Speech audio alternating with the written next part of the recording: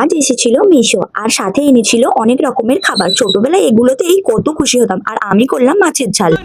চলো ভিডিওটা শুরু করা যাক। হ্যালো এভরিওয়ান, আমি প্রিয়া। উনুনে দুধ গরমটা বসিয়ে দিলাম, বোনপো খাবে। আর আজ আমাদের গ্যাস শেষ হয়ে গেছিল, সেই কারণে অর্ধেক মাছ ভাজাটা এনে উনুনে বসিয়ে দিলাম। আর আমি এখানে মাছ ভাজাটা একটু উল্টে দিচ্ছিলাম। তারপরে আর কি মাছ ভাজাটা হয়ে গেল। পেঁয়াজ, টমেটো, কাঁচা লঙ্কা দিয়ে আদা রসুন দিয়ে ভালো করে একটু নেড়ে নিলাম। চলো আজ আমি তোমাদের সাথে কিছু মনের কথা শেয়ার করব।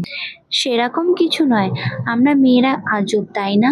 ছোটবেলা থেকে বাবা মায়ের আদরে যত্নে বড় হই, আর সেই মেয়েটাই যখন নাবালিকা থেকে সাবালিকা হয়ে ওঠে তখনই বাড়ির লোকের কাছে বোঝা হয়ে যায়, তাই না?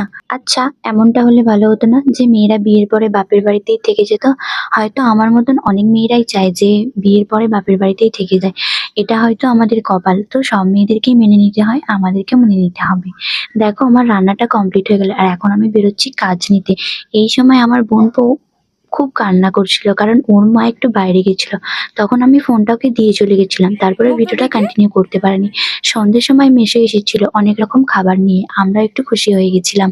আসলে ছোট থেকেই বাড়িতে কেউ এলে অনেক রকম খাবার নিয়ে এলে না সবাই খুশি হয়ে যায়। তোমরা হও কি না এটা আমাকে কমেন্টে বলবে। এখানে মেশো অনেক রকমই খাবার এনেছিল, আর আমরা সব রকম খাবার ছেড়ে রেখে এখানে বাদাম ভাজা আর তোমার ছোলা ভাজা খেতেই ব্যস্ত ছিলাম, কারণ বাদাম ভাজা ছোলা ভাজা অনেক ভালো লাগে। ভিডিওটা ভালো লাগলে অবশ্যই চ্যানেলটাকে সাবস্ক্রাইব করে দেবে। ভিডিওতে যদি কিছু খারাপ বলে থাকি সরি, দেখা হবে পরের ভিডিওতে। ভালো থেকো, সুস্থ থেকো, টাটা।